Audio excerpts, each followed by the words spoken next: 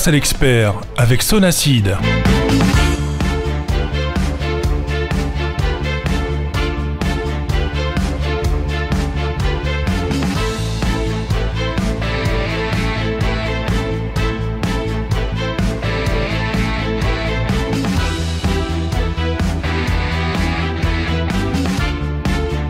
Bonjour à vous tous, Sonacid, voilà un nom certainement que vous connaissez très bien, entreprise spécialisée principalement dans le secteur de la construction immobilière.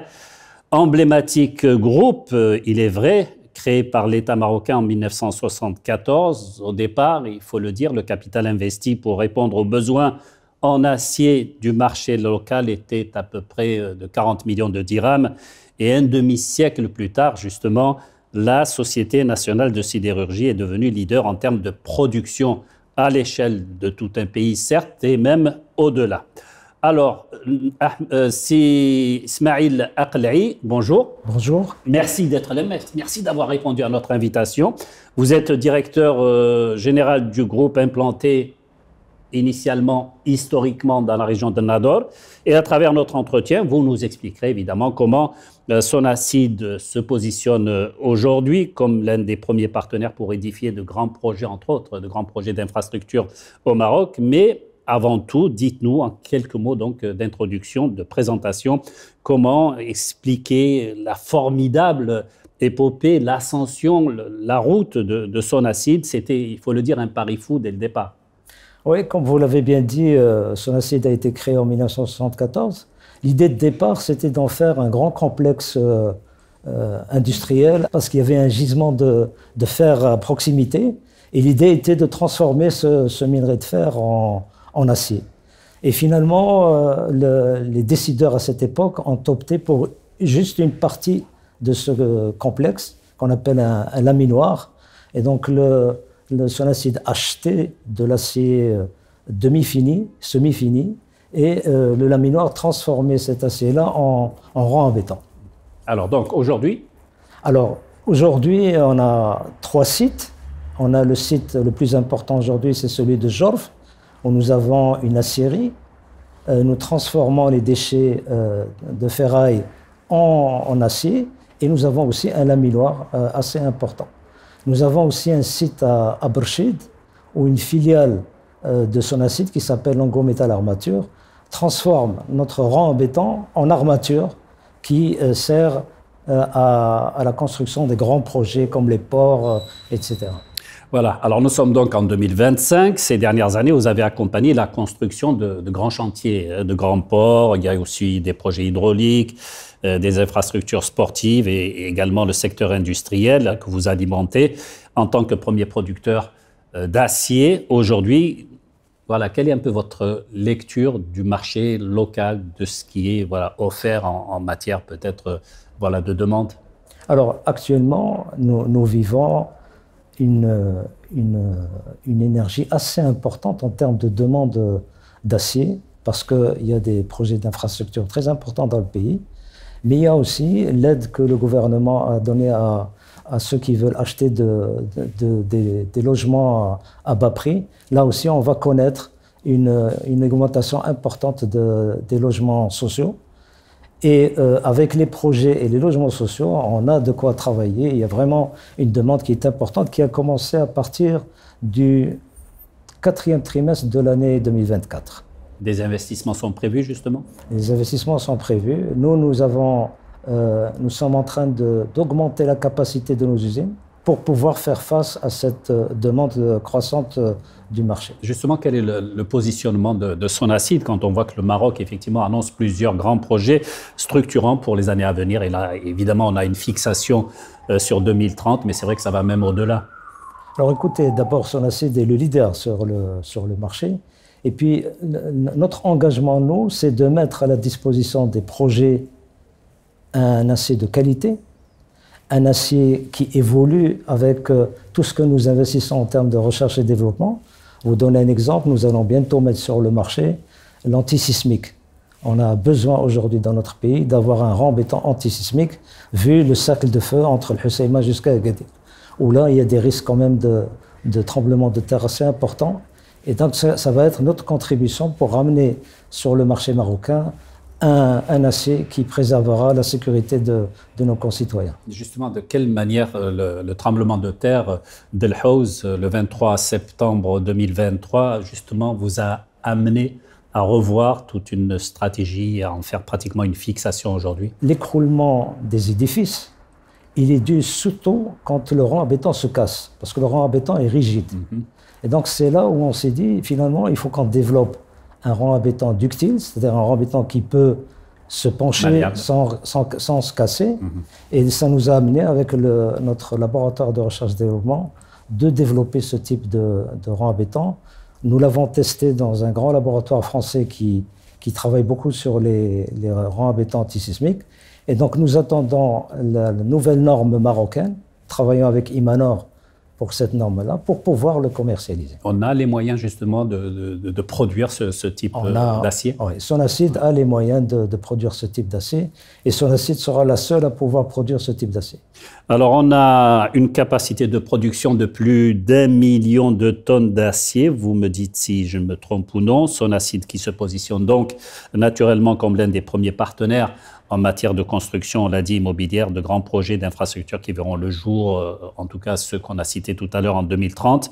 Le groupe, est-ce qu'il a aujourd'hui véritablement les moyens, parce que la demande elle sera terriblement forte, et comment pourvoir à cette demande? Qu'est-ce qui a été réfléchi? Qu'est-ce qui a été décidé, en tout cas à l'heure où on se parle? Alors, non seulement nous sommes en mesure de satisfaire le marché en termes de rang béton et de fil machine, mais ce que nous avons ajouté ces dernières années, c'est la fameuse fibre qui permet de couler des dalles en utilisant cette fibre plutôt que le rang à béton. Donc ça, c'est un plus, et c'est un produit à haute valeur ajoutée qui permet de gagner 60% sur le temps de mise en œuvre et 20% sur les coûts. Ensuite, nous avons cette année, en 2024, démarré une nouvelle unité industrielle qui fabrique du précontraint. Alors le précontraint, ce qu'il a d'intéressant, c'est pour les plafonds à haute portée, ça évite de mettre beaucoup de piliers, et ça c'est un produit très intéressant. Le Maroc importait entre 25 et 30 000 tonnes chaque année, et on est le premier producteur de ce type de produit au Maroc, et ça va permettre de satisfaire le marché marocain. Quel est le positionnement du groupe au niveau régional, peut-être même au niveau de l'Afrique? Alors écoutez, au niveau de l'Afrique, c'est difficile parce qu'en Algérie, il y a des producteurs d'acier qui sont beaucoup plus importants que nous.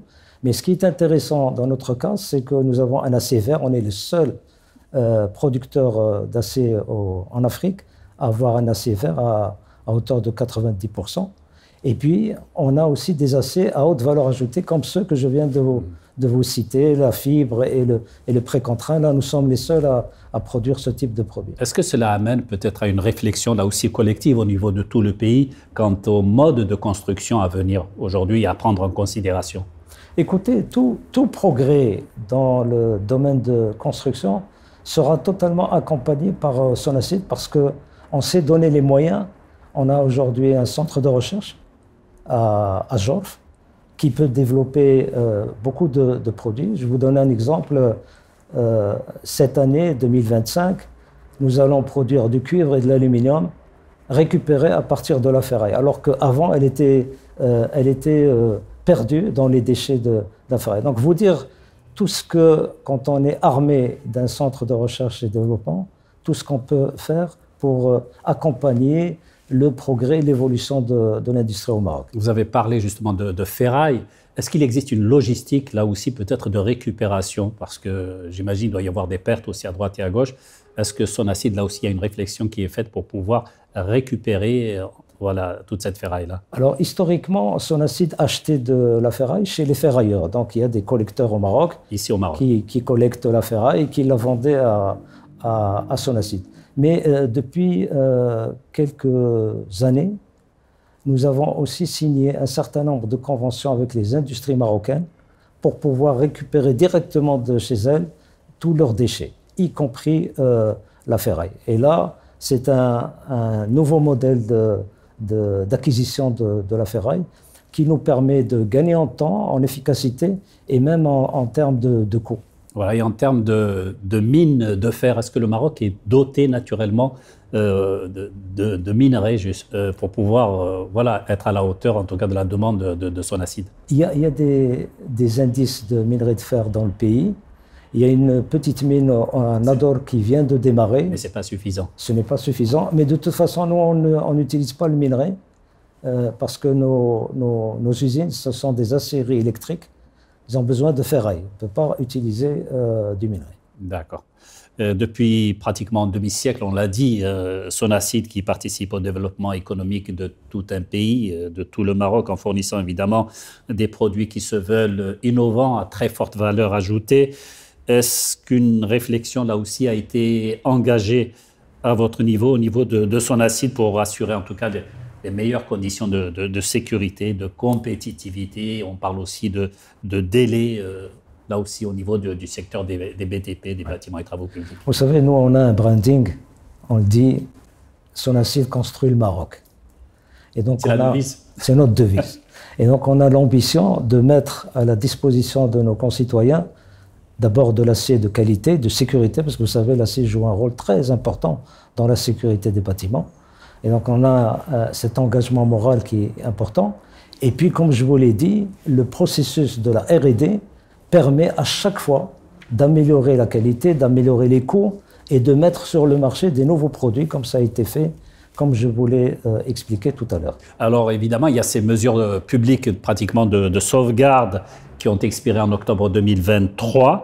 À quel degré justement l'évolution de la concurrence, cette fois-ci extérieure, et l'importation des produits avec lesquels vous travaillez, à quel degré justement cette évolution a été pratiquement sauvegardée jusqu'à aujourd'hui?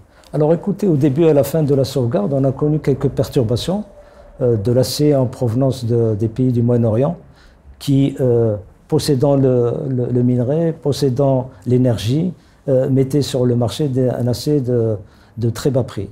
Mais notre gouvernement a pris les dispositions nécessaires pour pouvoir protéger la production nationale. Et donc aujourd'hui, on est, on dirait, dans une compétition d'égal à égal. Puisque vous êtes plus autonome aujourd'hui? Non, puisque vous donner un exemple, l'acier turc est taxé, oui. Comme c'est le cas de nos produits qui sont exportés sur la Turquie. Et les produits turcs étaient les concurrents les plus importants pour le pays. Mais est-ce que vous avez les moyens justement de relever cette concurrence-là? On a les moyens, bien sûr, parce qu'on a un programme d'amélioration des performances opérationnelles qui est important. On a, pour vous donner un exemple, nous avons augmenté nos productions de 25% entre 2023 et 2024. Donc cette augmentation de production, elle reflète aussi la baisse des coûts. Et puis, nos ventes ont augmenté de 15%, notre chiffre d'affaires a augmenté de 10%.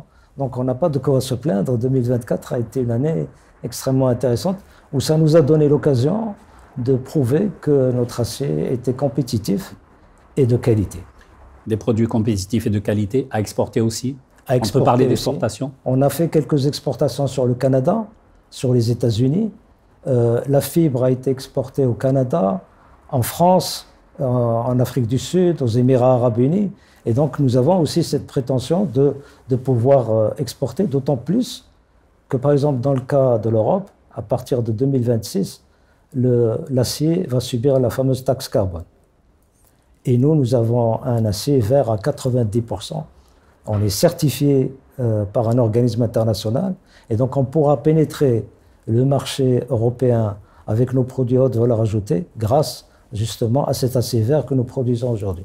Alors, il y a ces derniers chiffres qui ont été publiés qui soulignent aussi une augmentation des ventes pratiquement de 12% à fin septembre 2024. Quelles sont aujourd'hui les ambitions clairement affichées ainsi que les priorités stratégiques, on va dire, du groupe Sonacid pour les années à venir pour accompagner justement ces évolutions? Et j'imagine que les défis sont nombreux. Alors, comme je vous le disais, parce qu'on a publié nos chiffres hier soir, voilà. Donc nos ventes ont augmenté de 15%. Ils étaient de 12% au troisième trimestre. Ils sont de 15% parce que le quatrième trimestre a été un trimestre très intéressant.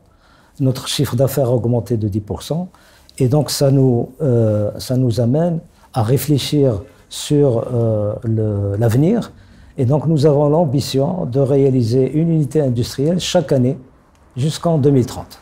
Alors justement, l'avenir, en tout cas, effectivement, il est tracé à l'heure où on se parle. Et à l'heure où on se parle justement, en 2025, quelles sont peut-être un peu les grandes orientations, les stratégies? Est-ce qu'il y a un objectif qui est fixé, une date pratiquement qui est là aussi, qui est fixée et qu'il faut atteindre? Oui. Alors notre objectif sur les 5 années à venir, c'est de tripler notre EBITDA et par conséquent et doubler notre chiffre d'affaires. Et comme je vous le disais, chaque année, avoir une unité industrielle sur des produits à haute valeur ajoutée. Donc ça peut être de l'acier donnant lieu à des produits intéressants pour la construction, pour l'automobile, puisque nous sommes aujourd'hui dans l'industrie automobile.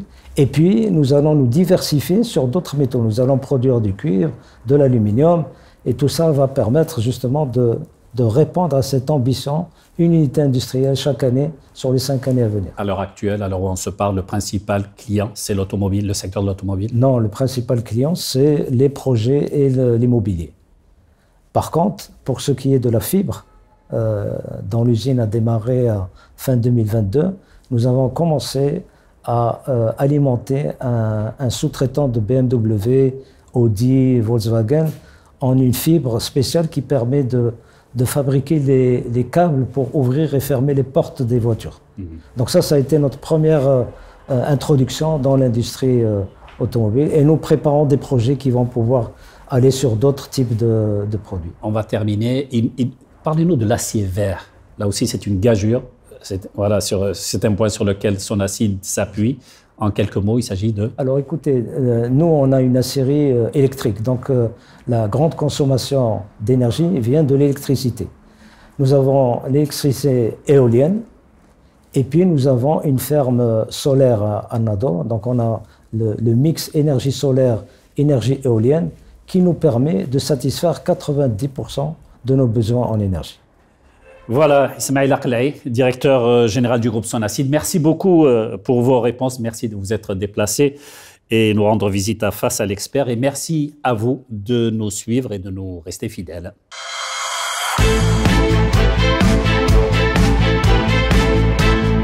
Face à l'expert avec Sonacid.